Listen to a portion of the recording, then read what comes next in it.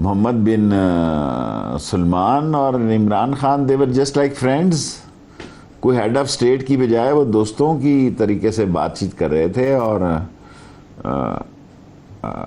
بہتری کے حالات ہوں گے جی. اور اچھا, روزوں کے بعد انشاءاللہ, عید کے بعد وہ بھی پاکستان آئیں گے. میں نے وزیر داخلہ کو بھی دعوت دی ہے, وزیر خارجہ کو بھی, اور خود پرنس بھی آئے گا انشاءاللہ تعالیٰ, اور پاکستان آگے بڑھے گا. اور یہ بہت کامیاب ترین دورہ تھا, اس لیے نہیں کہ میں وزیر ہوں, میرے لیے تو یہی کافی ہے. دیکھیں کہ دروازے کھل گئے 27ویں کی رات کو, اور وہ ننگا جس پہ لوگ آپ باتیں کرتے ہیں ناموس رسالت کے, وہ اس سے بڑا عاشق کون ہے؟ وہ خود ننگے پاؤں پھر رہا تھا مدینے کی گلیوں اور بازاروں میں.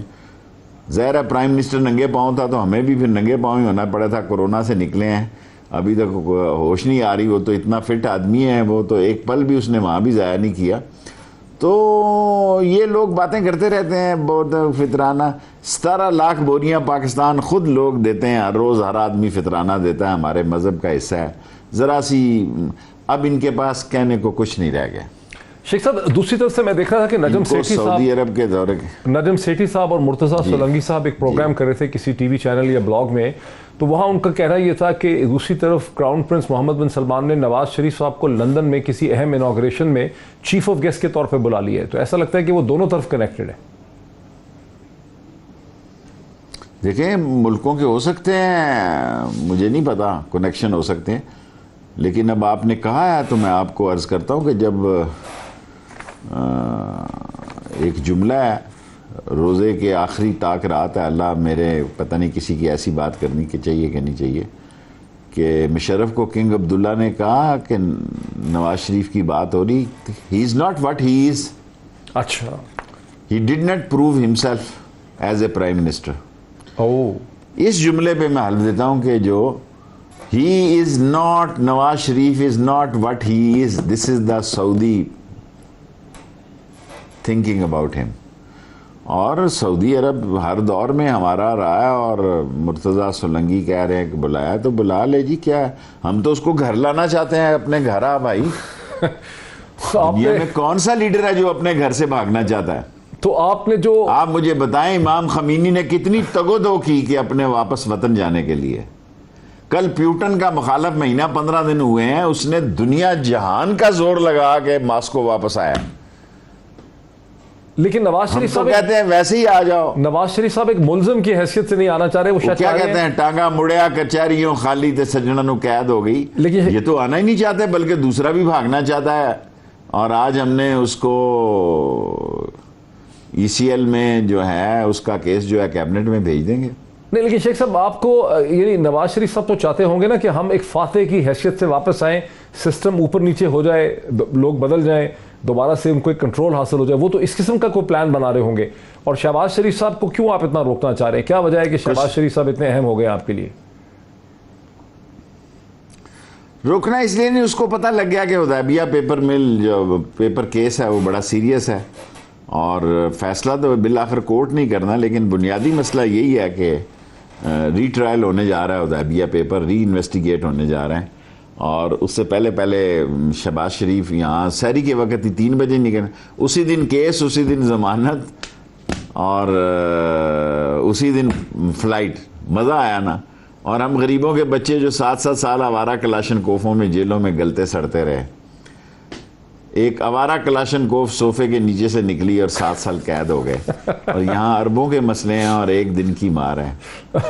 اچھا سر, میں حدیبیہ کو, شہباز شریف صاحب کی کیس کو تو کھل کے ہمیں ڈسکس کرنا چاہیے. تھوڑا سا مختصراً یہ بتا دیں کہ عزت بہت کی انہوں نے, اچھی ملاقات بھی ہوئی ہے, وہ آئیں گے بھی, ان کے فارن منسٹر آ جائیں گے, پرنس فیصل بن فرحان ال سعود تشریف لائیں گے عید کے کچھ عرصے کے بعد. لیکن سالڈ ٹرمز میں, اسٹریٹجک ٹرمز میں, چونکہ پاکستان کے وزیر داخلہ ہیں, امپورٹنٹ کیبنٹ ممبر ہیں آپ, تو عزت انہوں نے بہت کی ہے. ان کے وزیر خارجہ بھی یہاں تشریف لائیں گے, کراؤن پرنس بھی آ جائیں گے. لیکن 2019 کے بعد سے ان کی انویسٹمنٹس جو ہیں وہ سٹک تھیں. انہوں نے آئل ریفائنری میں انویسٹمنٹ کی بات کی, ٹورزم میں انویسٹمنٹ کی بات کی, سی پیک میں ان کا انٹرسٹ تھا. تو سالڈ اور اسٹریٹجک لیول پہ ریاست پاکستان کو کیا آپ کی حکومت نے حاصل کیا ہے جس کو آپ شو کیس کر سکتے ہیں؟ دیکھیں, میں یہ سمجھتا ہوں کہ انہوں نے خود عربی, انہیں ماجد منسٹر کامرس نے یہ بات کی کہ ہمارے یہاں فالو اپ نہیں ہوتا, کیونکہ کنگ کا تو کام ہوتا ہے آئیڈیا دینا. بادشاہ سلامت نے تو آئیڈیا دے دیا. نیچے ہماری ٹیم ورک جا کے اس کو آگے لے جانا اور اس پہ کام کرنا, اور ہم سست ہیں کافی, کیونکہ ان کا تو ایک فیصلہ ہو گیا, پھر ہمیں آگے پرسو کرنا اور آگے لے کے جانا, اس میں ہم سے کمزوریاں ہو جاتی ہیں. اور اب پرائم منسٹر نے کہا کہ اس کو تیز کیا جائے, اور انشاءاللہ تیز ہوگا اب یہ کام. اچھا شیخ صاحب, آپ وزیر داخلہ بننے سے پہلے پاکستان کے ریلویز منسٹر تھے, اور ریلویز میں ML1 مین ریلوے لائن 1 جو ہے وہ بہت بڑا آپ کا پروجیکٹ تھا, جس میں آپ بہت دلچسپی آپ کی رہی, ہم سے بھی بہت آپ نے بات کی. اس وقت چینی $9 بلین کا بھی شروع میں اس پہ کریڈٹ دینے کو تیار تھے, لیکن ابھی اس ہفتے $6 بلین کی جو کریڈٹ اپروول ہے اسے چین نے اپروو نہیں کیا ہے. اور انہوں نے تو کہا کہ ریلوے کی کریڈٹ بردستیں کا ایشو ہے, لیکن عام تاثر یہی ہے کہ چینیوں نے ایک سگنل دیا آپ کی حکومت کو کہ وہ کسی وجہ سے ڈسپلیز ہیں.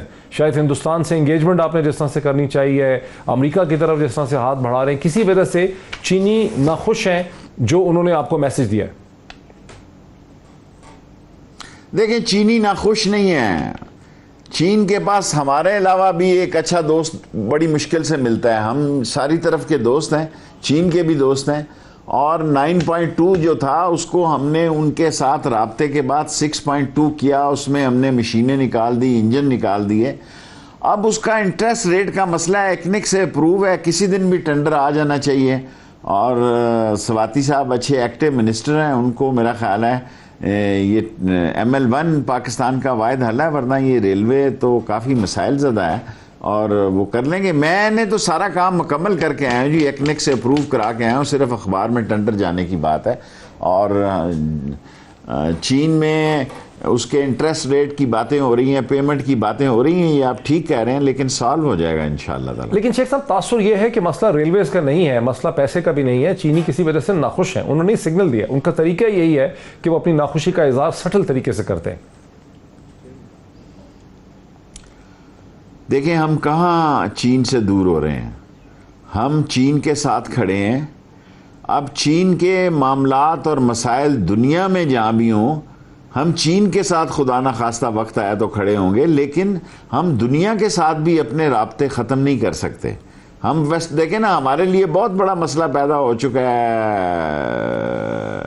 یورپی یونین کا بھی, FATF کا بھی, اور ہماری اکانومی پہ بہت زیادہ دباؤ ہے. لیکن انویسٹمنٹ تو زیادہ چین سے ہی آ رہی تھی, وہ رکی ہوئی ہے.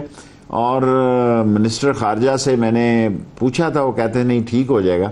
اس پہ تو فارن آفس بہتر رائے دے سکتا ہے, میں تو اب انٹیریئر میں ہوں. اگر ریلوے میں ہوتا تو اس وقت تک وہ ML1 پہ افتتاح بھی میں تو شی پونگ ینگ سے کروا چکا ہوتا, لیکن وہ اچھے وزیر ہیں, وہ کروا لیں گے, اس کو مینج کریں. شیخ صاحب, کوئی ایسا تو نہیں ہے کہ ہندوستان کی طرف انگیجمنٹ کرنے کی کوشش میں چین سے مشورہ نہیں کیا گیا؟ کوئی اتنی بڑی بیان دیا ہے عمران خان نے کہ 370 کے بغیر